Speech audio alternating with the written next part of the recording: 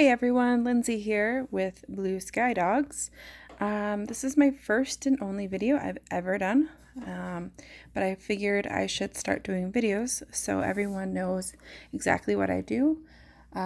Today is day 3/day 4 with the puppies. They were born on April 5th and April 6th. It was a very long night. I was very tired in the morning. But thankfully, they were all delivered healthy and no complications whatsoever. Mama did great. She's thriving. She's doing great with nursing. And I have absolutely no concerns whatsoever, again, with this litter. All right, so I'm just going to get right into it because Mama is getting quite impatient here with me. So I'm going to try to be really quick. I was going to do a video with all the puppies doing their weights and collars and ENS, but it would be way too much to try to do it on video and trying to keep Mama as calm as possible. So I'm just going to do this with one puppy, and I will do the rest without being on camera. All right, so here are my ribbons, by the way. I like to use these ribbons because they get dirty quite often, and they're easy to just cut off and throw away. There are some other types you can buy with Velcro and stuff like that, but I just found them really hard to keep clean, and you didn't have them ready to go right after removing them. So I really like this option. The only thing I noticed is that they do start to lose threading at the end after wearing for a while. And I found my puppies were getting tangled, so obviously that's not good. So what I started to do is just burning the tips and having them pre-cut prior to putting them on. And that has helped. I've had no issues since then. So that's just what I do. Everyone has their own preference, but I find this preference the easiest. And this is my weight chart / ENS chart from birth to 8 days. I have another one that I do from 9 days to 16 days, of course, but this just makes it simpler. And I can list everyone off here, and then I weigh them birth weight, which everyone was 1 pound, which is pretty common. My last litter was the same. And then day 1, day 2, day 3. So today I'm going to be weighing them again.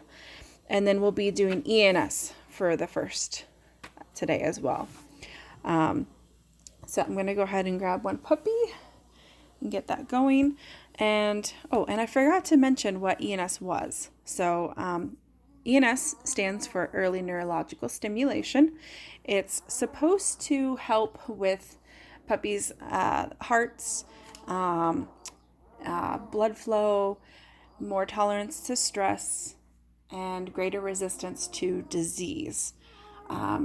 It's also been promoted to improve the future performance of working dogs, which I thought was really great because I've actually had 3 people now get puppies from me that went into therapy or service dog training. So, and having a dog in training as well, and having ENS done and not having ENS done, the one that had ENS training done has been surpassing the other quite substantially. I don't know if that's all that is the cause of it. Probably not. There's probably a lot of things in there that could cause that, but just something I've noticed. And as a breeder, my first litter, I did not do ENS training, and with all the other ones after that, I've noticed a significant difference. So I'm just going to keep doing it. Because I think it's a good thing to do. And it's also part of the puppy curriculum or puppy culture curriculum that I do and follow as well. So that says something as well. Anyways, so what it means to what you have to do anyway is first I start off with the tactile stimulation, and I'll show you that in a minute. So there's the tactile stimulation, there's the head held high, the head pointed down, the supine position, and then the thermal. Elsa, it's okay. The damp towel thermal thing that you can do. And each of them are about 3 to 5 seconds. So it's really not long. And you certainly don't want to do it any longer, because the idea is to give gentle stressors to the puppy for short periods to improve the stress responses. So you definitely don't want to overstress them in a negative way. You want to keep it in a positive way. So by doing it 3 to 5 seconds, that's the best time. So the experts say. So anyway, we're going to go ahead and jump right into it here. So I'm going to move my camera here, and hopefully this will work and you can see everything I do. Okay. So let's see who's going to be the first volunteer here. All right, I'm going to go ahead with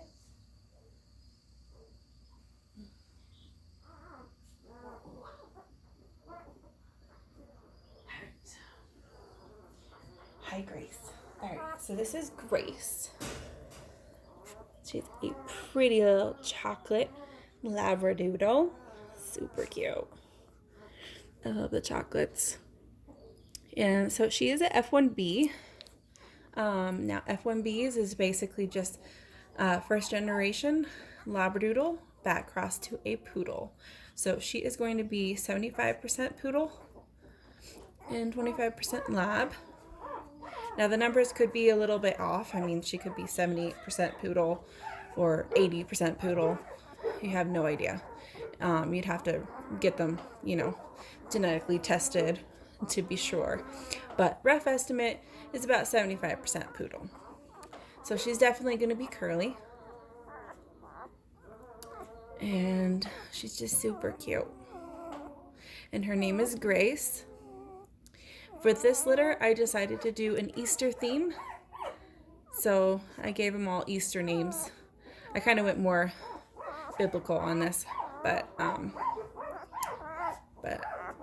I just thought they were all so beautiful and just in time for Easter. All right, anyways, so let's go ahead and start with her. I'm going to go ahead and start with weighing her. I know you might not see her on the scale, but I have her on the scale right now.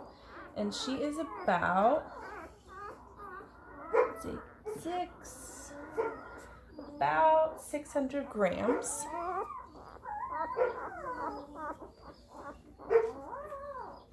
So she's definitely grown a lot, because yesterday she was only about 500 grams. So she's already gained 100 grams since yesterday. So that's good.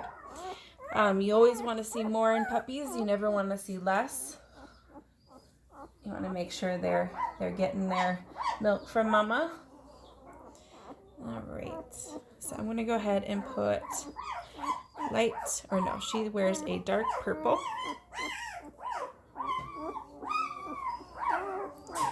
See, I even get them mixed up sometimes. And sometimes they come off, and to me, it's okay, because I can kind of tell them apart. Other people are like, how the heck do you tell them apart?